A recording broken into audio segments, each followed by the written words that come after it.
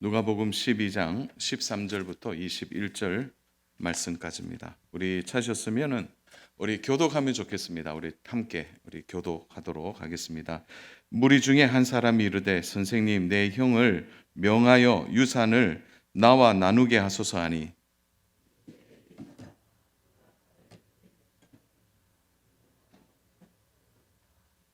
그들에게 이르시되 삼가 모든 탐심을 물리치라.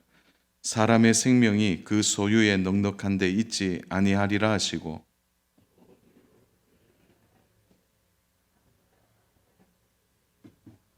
심중에 생각하여 이르되 내가 곡식 쌓아 둘 곳이 없으니 어찌할까 하고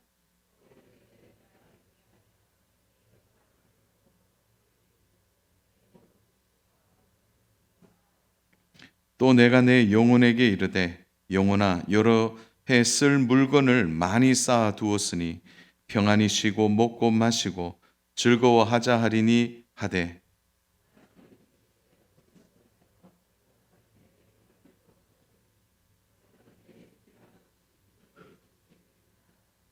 같이 보겠습니다. 자기를 위하여 재물을 쌓아두고 하나님께 대하여 부요하지 못한 자가 이와 같으니라.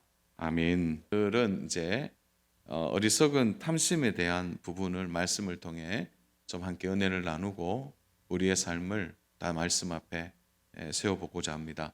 사랑하는 여러분, 하나님의 임재를 우리는 굉장히 이렇게 뭐랄까요, 이렇게 휘하한다 그럴까요? 잘 몰라요. 근데 하나님의 임재는 뭐냐면 말씀이 선포되는 것이 하나님의 임재예요. 그러니까 우리가 말씀을 듣잖아요. 그러니까 지금 듣는 이 시간에 하나님이 임재하십니다. 뭘 통해? 말씀을 통해서. 그러니까 하나님의 임재를 이 시간 말씀을 통해 들으시고 힘을 내시고 하나님 안에 거하는 은혜가 있기를 축복합니다. 오늘 이제 본문에 보면 유산 문제로 형제 사이에 다툼이 일어났습니다. 그래서 동생이 이 유산의 문제를 해결해 달라고 예수님께 찾아옵니다. 아마도 이 동생은 형과의 대화나 아니면 어떤 타협점이 보이지 않았던 것 같습니다. 형제 사이라고 하더라도 우리 돈의 문제는 예민하죠.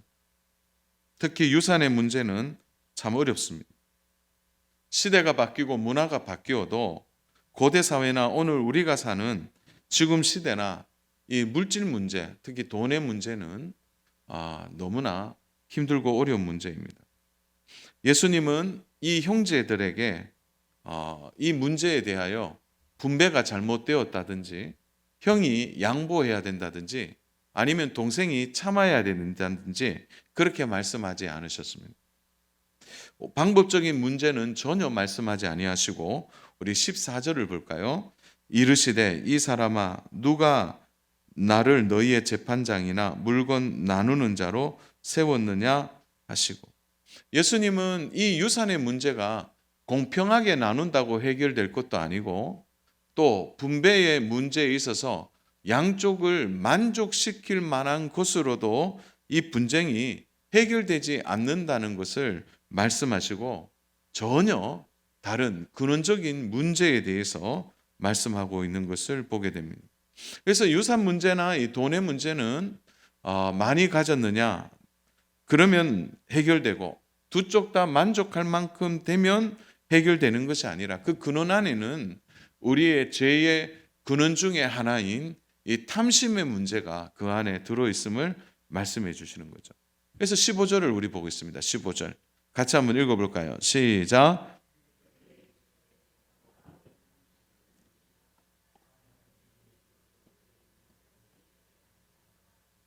자, 탐심을 물리치라 이렇게 말씀하십니다. 문제에게는 분배와 양보가 아니라는 거죠. 마음 안에 있는 탐심이 문제가 된다는 것입니다. 여기서 모든 탐심이라고 말하고 있는 것은 틀림없는 마음의 그 근원을 이야기하고 있는 것이죠. 원문에서는 보니까 이 한 청년 이렇게 나와 있거든요. 그러니까 이 한 사람은 청년인 것 같습니다. 그의 형이 청년인지 결혼했는지는 잘 모르겠지만 가장 왕성한 청년의 시기에 오늘 이 재산의 문제가 이 형제 사이에 크게 일어나게 된 거죠. 자, 이 청년에게 예수님은 어리석은 부자에 대한 비유로 그의 마음속에 무엇이 있는지를 살펴보고 깨닫도록 바로 예수님은 이 중요한 비유의 말씀을 해 주십니다. 그리고 이 문제는 분배가 아니라 탐심이다. 그 근원에 대해서 바로 말씀해 주십니다. 자, 그런 의미에서 오늘 이 등장하고 있는 이 비유에 등장하고 있는 사람은 누구입니까? 16절에 보니까 또 비유로 그들에게 말하여 이르시되 한 부자가 그 밭에 소출이 풍성하며. 자, 여기에 등장하고 있는 사람은 한 부자입니다. 혹시 또 한 부자라 그래서 성이 한신가? 그런데 그게 아니고, 자, 부자 한 사람이죠. 이 부자 한 사람이 지금 비유에 등장하고 있습니다. 그런데 이 비유에 등장한 이 사람은 성공한 사람이에요. 지금 17절을 보시면 심중에 생각하여 이르되 내가 곡식 쌓아둘 곳이 없으니 어찌할까 하고, 이 부자는 너무 많아서 고민하고 있습니다. 성공한 거죠. 오늘 예수님은 이 부자를 향하여 뭐라고 말씀하십니까? 그가 성공하고 행복한 사람이라고 말씀하지 않으세요. 그래서 오늘 전체 메시지를 좀 잘 읽어보시면은 이 부자는 실패했다라는 것이 주제입니다. 실패했다는 거죠. 오히려 그의 마음에 무엇 때문에 실패했습니까? 탐심으로 인한 실패를 말씀해 주고 있는 것입니다. 그래서 예수님은 이 유산 문제로 지금 예수님께 온 이 청년에게 가장 중요한 어리석은 부자의 비유를 통해서 너의 마음 안에 있는 이 탐심에 대하여 바르게 언급할 때 특별히 너가 이 부분에 대해서 주의할 것을 당부하고 있는 거죠. 무엇에 대한 주의입니까? 첫 번째로 많이 가졌을 때 오는 이 성공 우상주의에 대하여 주의할 것을 말씀하고 있습니다. 많이 가지면 행복한 것입니까? 사실 재산 분배의 문제, 유산 문제에 있어서 이 동생의 불만은 그거 아닙니까? 나의 분배가 적다는 거죠. 그래서 많이 가지면 더 행복해질 것이라고 사람들은 생각합니다. 우리 19절 보십시오. 19절. 우리 같이 한번 19절 읽습니다. 시작. 또 내가 내 영혼에게 이르되 영혼아 여러 해 쓸 물건을 많이 쌓아 두었으니 평안히 쉬고 먹고 마시고 즐거워하자 하리라 하되. 이 부자에게 있어서 여러 해 쓸 물건을 쌓아 두었다. 이거는 뭐 성공 중에 대성공이죠. 여러 해 동안 소비해도 괜찮을 만큼 많이 쌓아둔 거죠. 창고를 새로 지어야 할 만큼 그의 물질은 넘쳐났습니다. 그는 성공한 부자입니다. 사랑 여러분, 누구나 이런 부자를 보면 부럽죠. 사람들은 성공에 대해서 목말라 합니다. 나도 성공했으면 좋겠다. 나도 저 창고에 가득 쌓아두고 여러 해 쓸 것이 남아 있을 정도로 성공하면 좋겠다. 왜 성공을 우리는 좋아할까요? 남들에게 인정받기 때문이죠.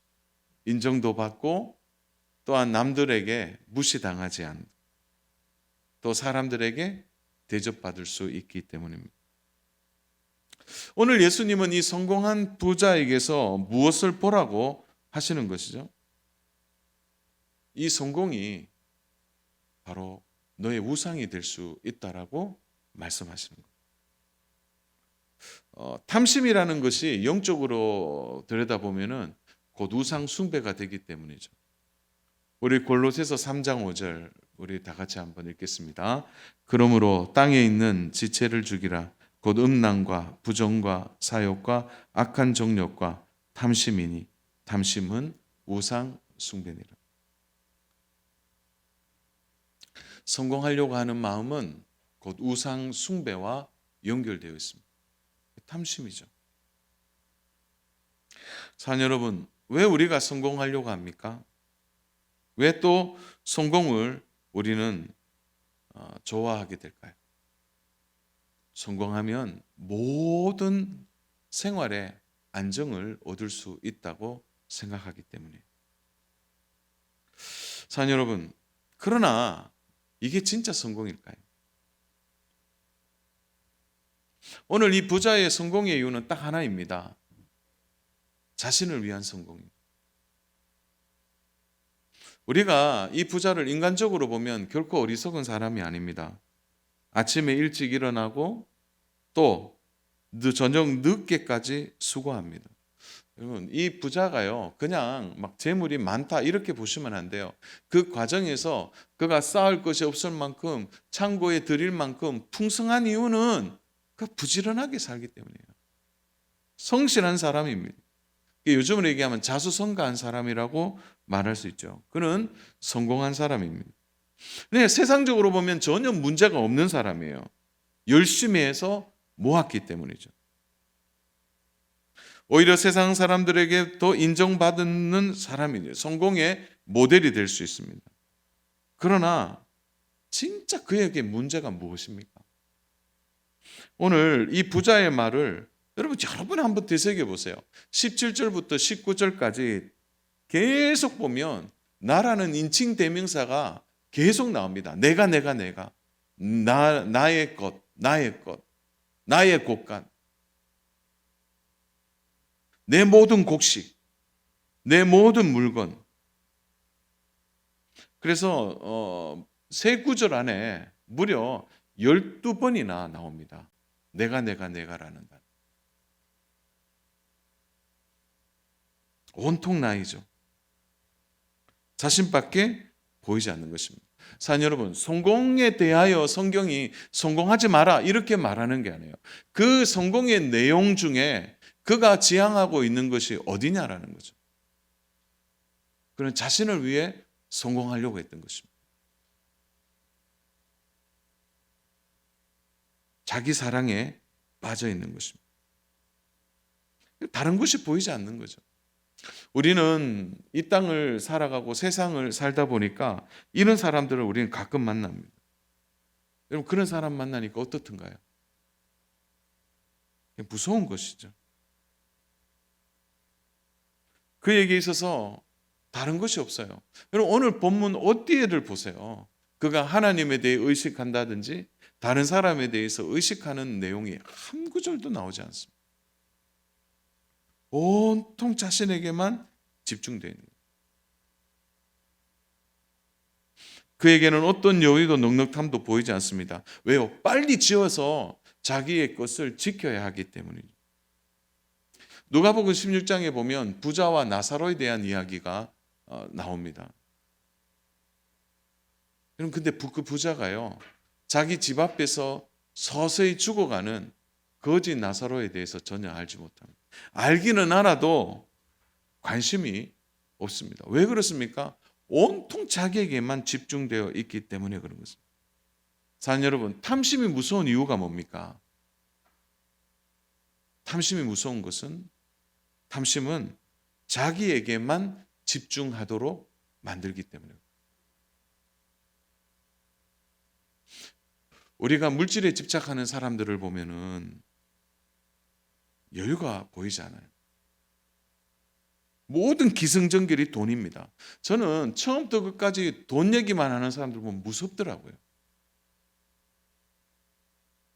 그런 분들은 이렇게 얘기해요. 시간도 돈이다. 시간도 돈이다. 사랑 여러분, 자기에게만 향한 이 성공은 매우 위험합니다. 이런 성공은 모든 사람들이 부러워할 만한 성공이지만 그 성공의 내면 속에 무서운 탐심은 곧 자기의 영혼을 죽이기 때문에 그런 것입니다. 사랑 여러분, 우리 예수님께서 십자가를 지실 때 그 십자가의 고통 속에서도 우리 예수님이 하신 일이 무엇입니까? 바로 좌우에 있는 강도들을 돌아보셨습니다. 사랑 여러분, 성경은 오늘 우리들에게 성공하라고 가르치지 않습니다. 성경이 어디에도 성공하세요, 그렇게 말하지 않는다는 거예요. 오히려 더 성경의 많은 부분에 있어서 성공보다 더 중요한 것은 관계 안에서 이루어지는 함께라는 부분이에요. 함께. 누가복음 23장 43절에 우리 예수님께서 마지막에 하신 일이 무엇입니까? 예수께서 이르시되 내가 진실로 내게 이르노니 오늘 내가 나와 함께 낙원에 있으리라 하시니라. 십자가를 지시는 마지막에도 우리 예수님이 지향했던 것은 함께 하는 것입니다. 함께. 사랑하는 여러분, 우리가 하나님을 만나고 제일 먼저 바뀐 게 뭡니까? 바로 우리의 이기적인 마음이 드러나는 것이죠. 내 마음의 잘못된 것에 대한 회복이 우리 안에 일어나게 되는 거예요. 우리의 영혼이 병드는 가장 큰 이유는 우리 마음에 있는 탐심을 제거하지 못했기 때문입니다. 이기적인 마음, 자기중심적인 삶은 결코 우리의 영혼을 평안하게 만들지 않습니다. 사랑하는 여러분, 우리가 언제 행복하고 건강해지던가요? 나에게 집중하고 오직 나를 위해 사는 것에서 우리의 행복이, 우리의 평안이, 우리의 기쁨이 넘칩니까? 오히려 나를 뛰어넘어서 오히려 이웃과 또 우리와 함께하는 사람들에게 또한 함께 나눌 때, 또한 함께 그러한 삶을 살아갈 때 우리의 영혼에 더 큰 은혜와 힘을 얻게 되는 것입니다. 사랑하는 여러분, 그래서요, 어떤 공동체가 건강한 공동체냐? 성공한 사람들이 많이 모인 공동체가 건강한 공동체가 아니에요. 진짜 건강한 공동체는요, 내 신앙에서 우리 신앙으로, 나에서 우리로, 내 공동체에서 우리 공동체로 영적인 순환들이 일어날 때 그 공동체가 건강해지는 거죠. 사랑하는 여러분, 부모님들도 그렇더라고요. 내 아이. 거기서요, 우리 아이로 바뀌면 보는 눈이 달라지는 거예요. 오늘날 이 교육의 가장 큰 문제가 뭡니까? 모두가 내 아이에게만 집중하는 거예요. 다른 아이에 대한 관심이 없는 거예요. 자녀에 대하여서도 또 내가 가지고 있는 것을 나를 향하여 계속해서 집중할 때 그것이 마음속에 숨어 있는 영적 탐심이라는 것을 우리는 생각해야 합니다. 교회 일도 그렇더라고요. 이 교회의 부서들도 이렇게 보니까 그 부서에서 그래요. 내 부서. 오직 내 부서. 이렇게 말하는 것과 우리 부서, 우리 유초등부, 우리 유치부, 그 우리 안에는요, 다른 부서도 함께 들어올 수 있는 거예요. 내 교회와 우리 교회는 다른 것입니다.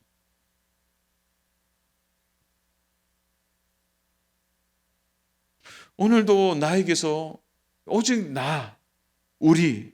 나에서 우리로 넘어가지 않으면 오늘 우리도 어리석은 부자의 모습을 가질 수 있다는 것을 생각해야 합니다.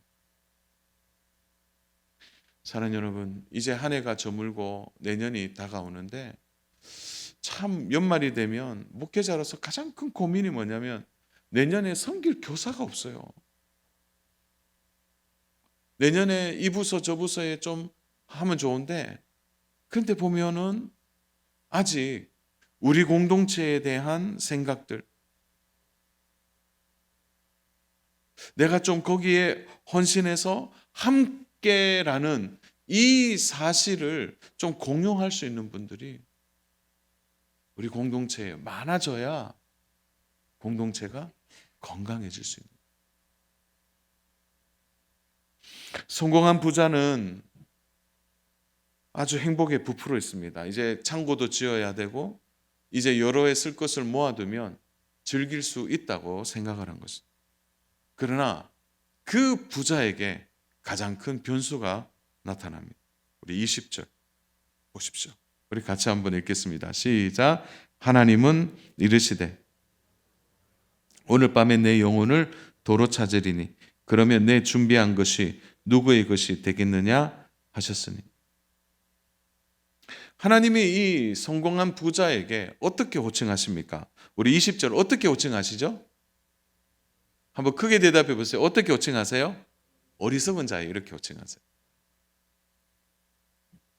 16절에는요. 한 부자 이렇게 호칭하셨다가 20절에는 어리석은 부자로 호칭하십니다. 이것은 부자라는 자체가 문제가 있다는 것을 말해주는 것이 아니에요.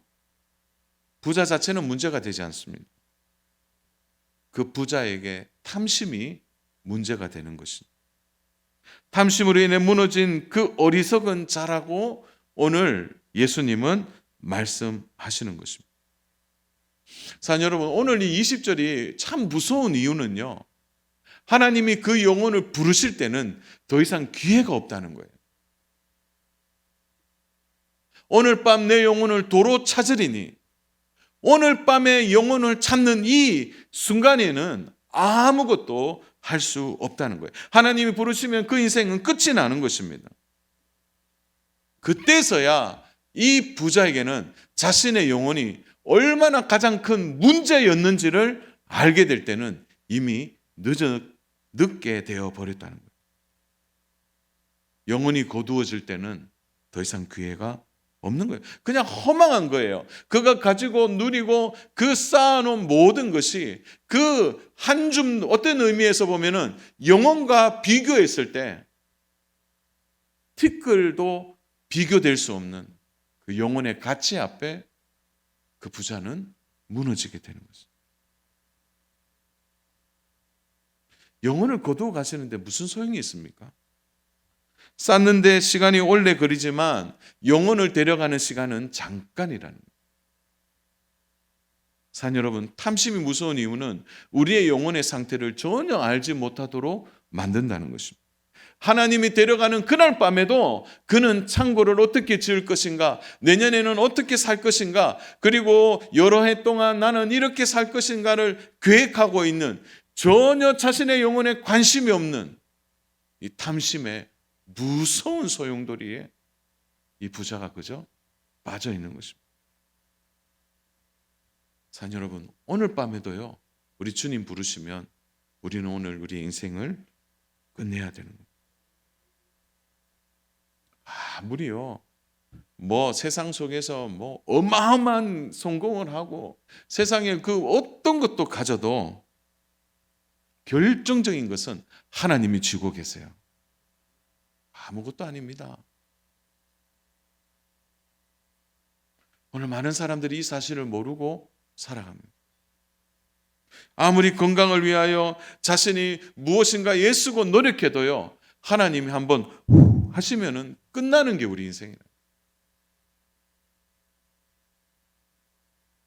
오늘 이것이 우리에게 일어나는 일입니다. 이 한마디에 이 부자는 무너지는 것입니다.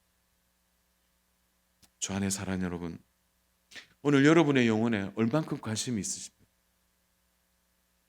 오늘 나 자신의 영혼에 대해서 나는 어떤 관심을 가지고 오늘 내가 살아가는 삶에 대하여, 물질에 대하여 나는 어떻게 대하고 있는지 정직하게 하나님의 말씀 앞에 대면해 보시기 바랍니다. 영혼에 대한 관심, 물질에 대한 관심, 어디에 여러분의 영혼의 저울이 기울어져 있습니다. 오늘 우리가 또 하나 살펴볼 것은 이 탐심과 탐욕은 끝이 없다는 거예요. 끝이 없다는 거예요. 탐욕의 가장 큰 특징은 멈추지 않는 데 있습니다. 우리 18절을 보시면 또 이르되 내가 이렇게 하리라 내 곳간을 열고 더 크게 짓고 내 모든 곡식과 물건을 거기 쌓아두리라. 자, 그는 생각했어요. 이렇게 쌓아두고 더 크게 지어서 그 안에 두고 난 뒤에 나는 몇 해 동안 좀 쉬었으면 좋겠다. 한번 물어볼게요. 그 사람 쉴까요? 한 2, 3년 쓸 것을 잔뜩 모아놨으니까 평안히 쉬자. 말은 그렇게 할 줄 몰라도 쉬지 않을 것입니다. 눈에 보이기 때문에 그래요. 탐심은 우리를 계속해서 결핍 상태로 만들어냅니다. 많이 가져도 결핍하다고 생각하도록 만든다는 거예요. 요즘 들어서 사람들이 배가 불러도요, 계속 먹습니다. 왜 그럴까요? 그게 마음이 공허하기 때문에 그런 거예요. 이 부자는 또 곧 일을 할 겁니다. 창고를 볼 때마다 더 큰 창고를 생각하게 될 거예요. 곡식이 쌓이는 것을 보면서 내가 조금 더 성실하게 열심히 하면 더 큰 창고를 지을 수 있다는 생각 속에서 그는 쉬지 않고 더 열심히 살아가게 될 것입니다. 오늘 우리 시대의 가장 큰 비극은 많이 가지고 많이 누리고 많은 것을 쌓아두지만 우리의 영혼은 너무 피곤한 상태에 있다는 거예요. 그럼 너무 많아서요, 문제가 되더라고요. 오늘날에 많은 사람들이 결정장애가 있습니다. 뭘 선택해야 될지를 몰라요. 뭘 선택해? 너무 많이 있기 때문에 그렇습니다.